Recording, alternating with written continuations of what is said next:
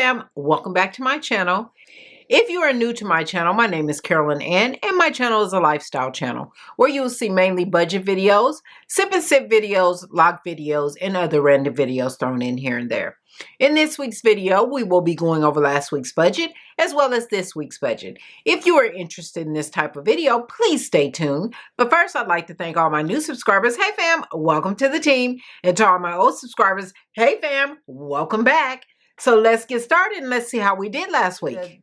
In our budget from May the 28th through June the 3rd, in the expense category, we budgeted $382 for our nail net B, $115 for the chiropractor, $100 for Best Buy, $64.66 for homeowner's warranty, $51.66 for our life insurance, and $5.44 for our HP Instant Ink. That came up to $718.76. In our actual category, we paid $1,374.54 on our nail net B, which was a difference of $992.54. Paid $115 for the chiropractor, $100 for Best Buy, $64.66 for our homeowner's warranty, $51.66 for our life insurance, and $5.44 for our HP Instant Ink. That came up to a total of $1,711.30, which was a difference of $992.54, which is not an actual overage because I had that in my debt snowball. In our cash envelopes, I budgeted $110 for lunch, $85 for groceries, $80 for gas, $80 for eating out, $60 for personal, $20 for miscellaneous, and $20 for household. That came up to $455.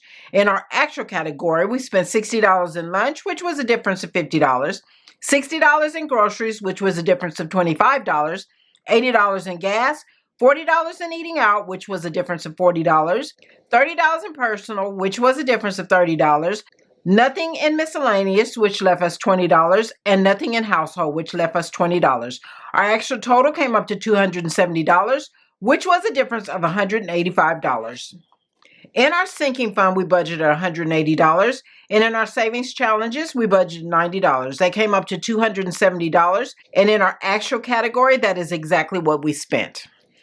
In our income versus our expenses, I estimate our income to be $1,455.82, minus the expenses of $718.76, minus the cash envelopes of $455, minus the sinking funds of $180, and minus the savings challenge of $90. That left a balance of $12.06.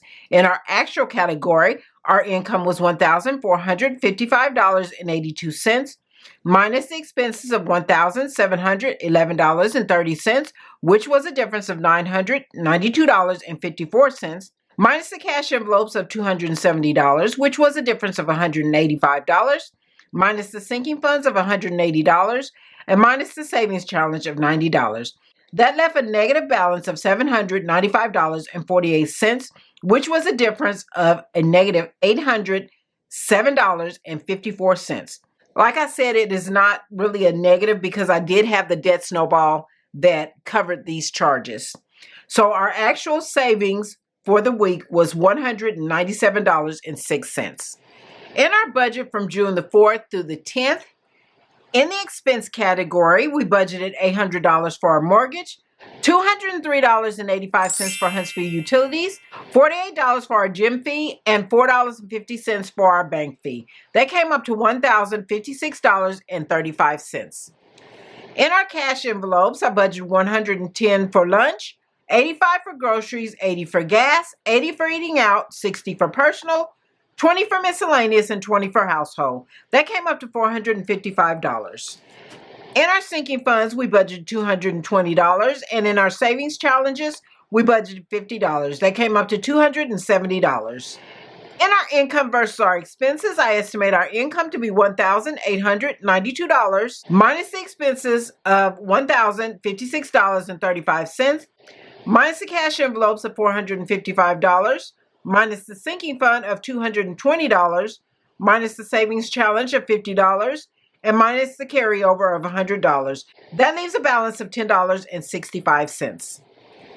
So fam, as you see, I did pay on my student loan. I used the $1,000 that was in the debt snowball to pay toward my student loan.